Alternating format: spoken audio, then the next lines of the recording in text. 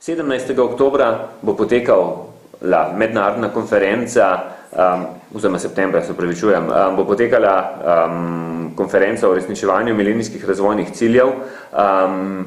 Zavedati se namreč moramo, da smo nekako na polovici poti, oziroma na prvi prelomnici glede njihovega uresničevanja.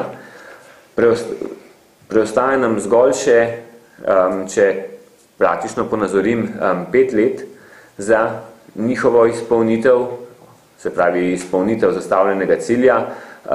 Nažalost pa lahko ugotovimo, da smo na prenekaterih področjih namesto napredovanja zaznali celo nazadovanje.